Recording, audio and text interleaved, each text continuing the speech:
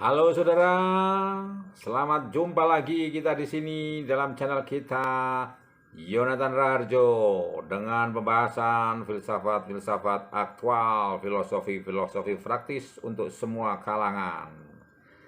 Nah, kita saat ini membawa bahasan tentang etika yang merupakan pemenuhan dari permintaan atau request dari seorang teman yang dengan setia mengikuti channel kita dalam konten-konten tentang filsafat praktis untuk semua kalangan, yaitu tentang etika kali ini. Dan sebelumnya kita akan mengucapkan semboyan kita bersama. Ayo bedah buku. Etika itu apa tuh saudara? Etika itu konsep penilaian, sifat kebenaran. Konsep penilaian, sifat kebenaran. Atau kalau yang biasanya benar, ada hubungannya adalah dengan baik. Jadi konsep penilaian sifat kebenaran atau kebaikan. Dari apa? Dari sifat individu, sifat pribadi, atau bagaimana? Dari tindakan sosial, saudara-saudara, karena tidak mungkin individu disebut beretika atau tidak kalau dia tidak diperhadapkan dalam konteks bersama hidup orang lain, hidup dengan orang lain dalam sosial, sehingga merupakan konsep penilaian kebenaran atau kebaikan dalam tindakan sosial hidup bersama. Berdasar kepada apa saudara? Kepada tradisi. Tradisi yang dimiliki oleh siapa? Oleh individu maupun kelompok. Jadi dua hal ini, yaitu yang saling berhadapan, yaitu apa? Individu pasti hubungannya dengan kelompok, malam dengan siang. Itu disebut apa? Oposisi biner. Ada siang, ada malam, ada laki-laki, perempuan, ada individu, ada kelompok, ada kebenaran, ada kesalahan, ada kebaikan, ada keburukan. Dan etika permainannya di sini, yaitu ketika konsep penilaian sifat kebenaran atau kebaikan dinilai dari tindakan sosial berdasarkan kepada tradisi. Tradisi siapa sakit? Terhadap siapa? Tradisi terhadap siapa? Tradisi yang dimiliki oleh individu ataupun kelompok. Pembentukan etika itu melalui apa saudara? Semuanya ada permulaannya. Pembentukan etika adalah melalui proses filsafat. Jadi pembentukan etika adalah melalui proses filsafat.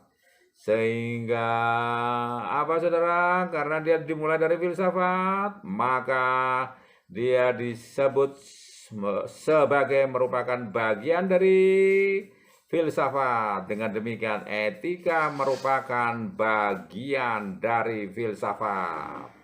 Sedangkan unsur utama yang membentuk etika adalah apa saudara?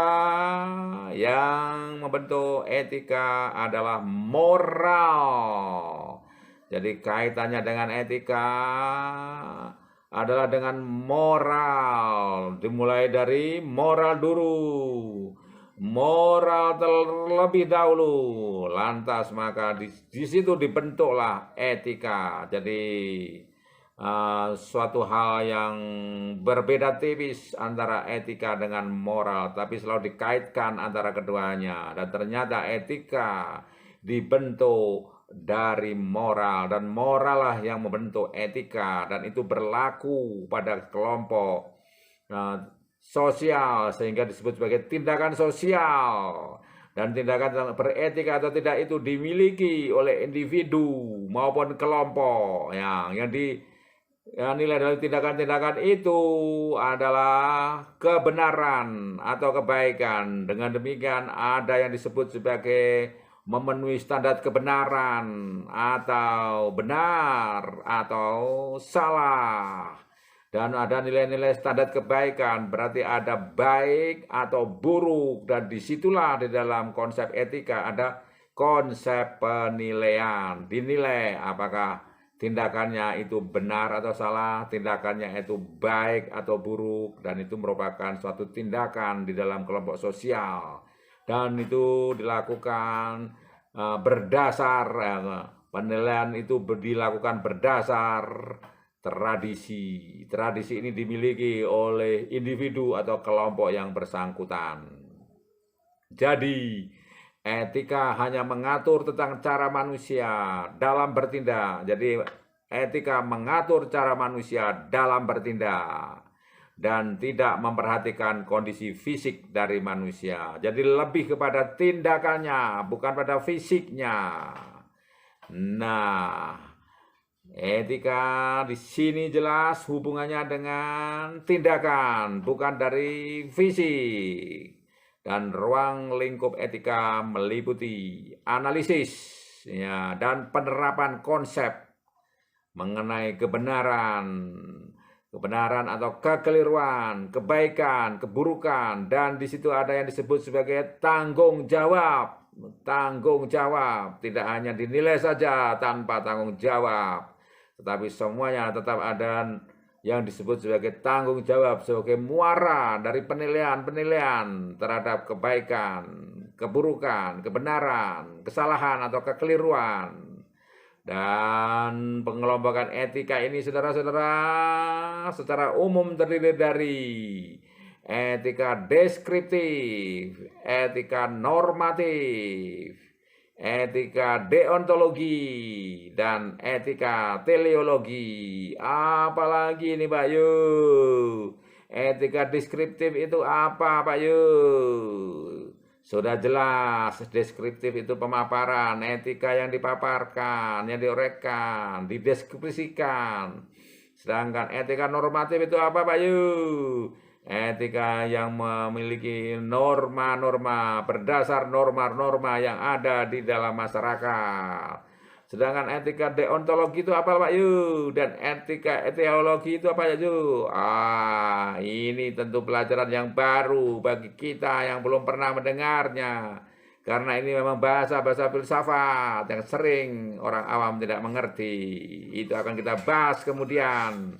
Tapi untuk sementara pada konten ini kita bahas yang sudah nyantol dan mudah dipahami oleh kaum awam yang belajar bersama dengan channel Yonatan Rarjo dengan semboyan Ayo Bedah Buku.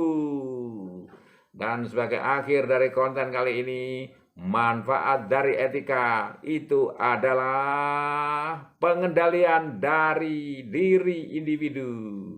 Dan pengendalian ini dapat mempermudah pemenuhan atas kepentingan kelompok sosial. Jadi ada pengendalian diri yang dapat mempermudah pemenuhan.